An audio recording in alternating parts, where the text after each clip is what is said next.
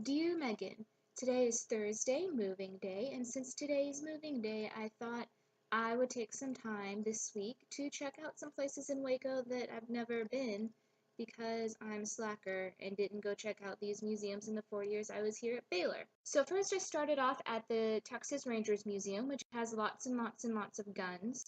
And you can also look at different types of horse saddles. There were cowboy saddles and Mexican saddles.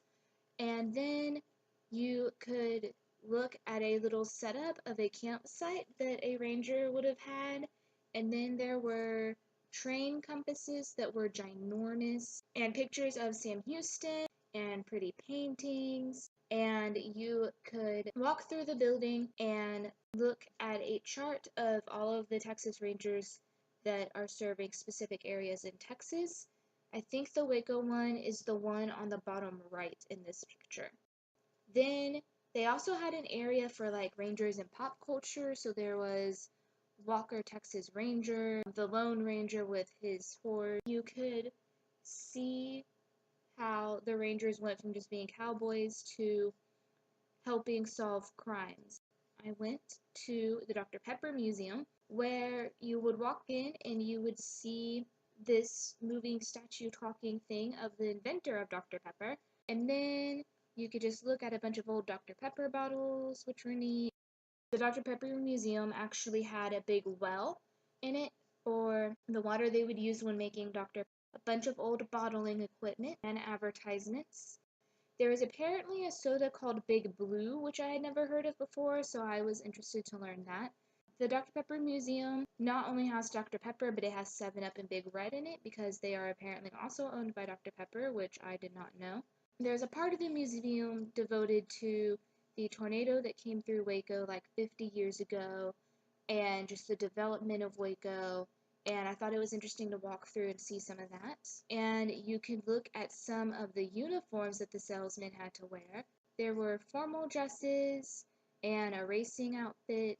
And then there were a bunch of really old vending machines that I thought were interesting. So I took a lot of pictures of that. And then when you got up to the top floor, you would walk out of the elevator, and this little man would be talking to you. And if you didn't turn him on and he was just talking when you got out of the elevator, it's kind of scary because you don't know what's going on. Then you can look at the desk of this guy called Foots, who was the CEO of Dr. Pepper. He was a salesman and then he got promoted to CEO over time, and there were just a lot of pictures of him in his office, and that was interesting. He liked to smoke pipes. After that, I made my way to the mammoth site. The fossils were actually found at the site of the Mammoth Museum in Waco. They are not digging currently because they don't have a lab and all of the bones are like a chalk consistency, so they're afraid of breaking them. They are Columbian mammoths. They are not woolly mammoths. Columbian mammoths are about 14 feet tall at the shoulder, is what the tour guide was telling me. About 20,000 pounds. She was comparing different sized elephants to Columbian mammoths, and I don't remember which elephant, but the biggest elephant hit this guy at about the cheekbone, and woolly mammoths hit him at about the shoulder, if I'm remembering correctly. The reason these are Columbian mammoths and not woolly mammoths is because of the temperature. Even in the Ice Age, Texas would apparently hit 95 in the summers, so still really hot. The mammoth in this picture is actually a full-size scale of the mammoths that have been found in Waco. The guy in the painting is named Q or Quincy.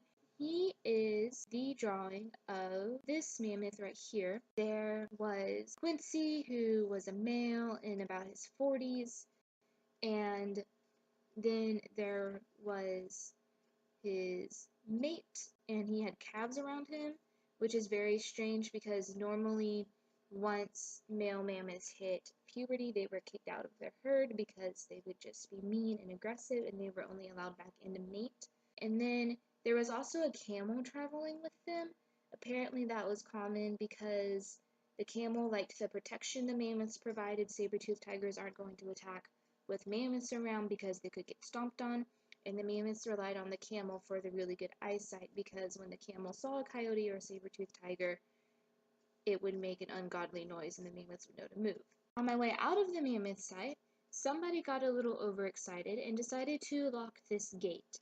And this is the gate that was between where I was and my car. And I was on the wrong side of this gate. So that was exciting. I seriously thought for a second I was going to have to sleep outside for 16 hours because it was 5 o'clock in the evening and they weren't going to open again until 11. But I managed to get a hold of somebody at the front office and they sent the director to come let me out. So that was nice of them. They did not hold me hostage overnight. Next week I will be at my parents' house and I can't wait to see you on Monday. Bye.